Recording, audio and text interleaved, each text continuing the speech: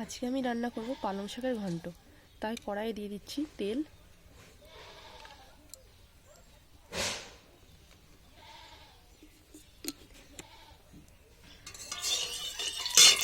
তেলটা গরম হয়ে গেছে, তাই আমি এর মধ্যে দিয়ে দিচ্ছি তেজপাতা, শুকনো লঙ্কা আর পাঁচফোড়ন।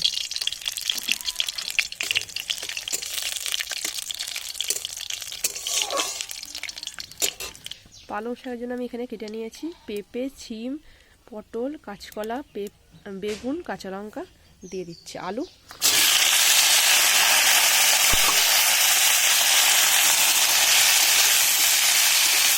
আমি সবজিগুলোকে আগে একটু নেড়ে নেব। দিয়ে দিচ্ছি লবণ,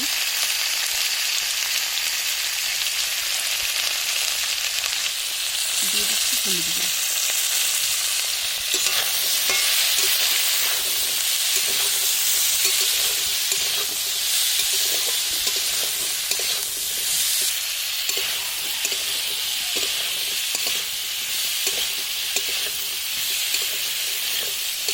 আমি কিছুক্ষণ নেড়ে নিয়েছি, এবার আমি দিয়ে দেবো আমাদের কেটে রাখা পালং শাক।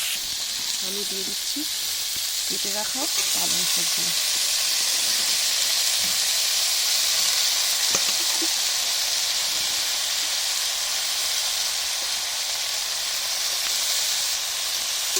আবার আমি ভালো করে নেড়ে নেবো।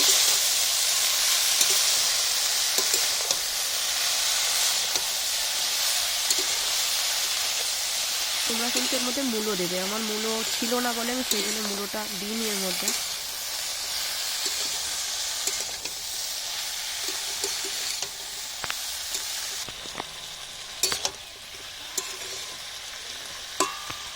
এবার আমি সবজিগুলোকে ঢেকে দেবো আর উনুনের কাঠটা একটু টেনে দেবো সামনের দিকে। এবার ঢাকনাটা খুলে দেখবো।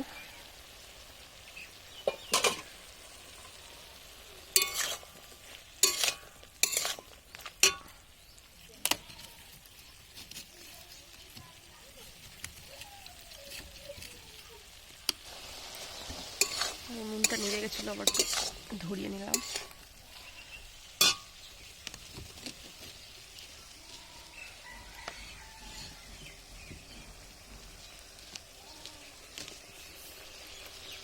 আমি এবার দিয়ে দেবো আগের থেকে ভেজে ভেঙে রাখা বড়ি।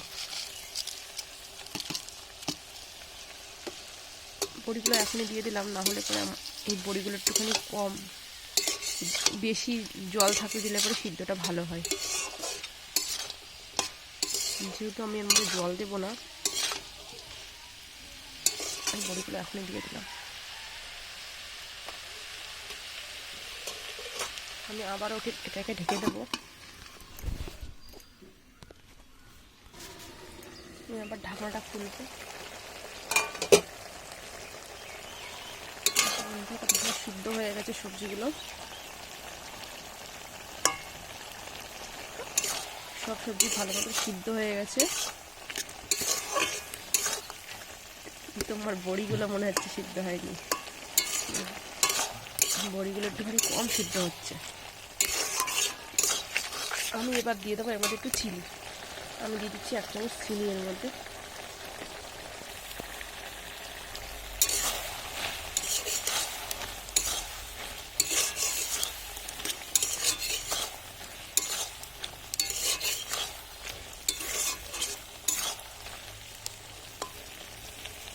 যেই বড়িগুলো ভেঙে দিয়েছি সেইগুলো তো নরম হয়ে গেছে, যেগুলো অল্প অল্প আস্ত রয়ে গেছে সেগুলো কিন্তু নরম হয়নি এখনো।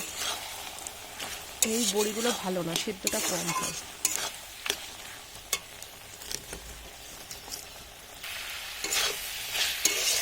আমার তরকারিটা হয়ে গিয়েছে, আমি নামিয়ে নেবো। আজকের ভিডিওটা এখানেই শেষ করছি।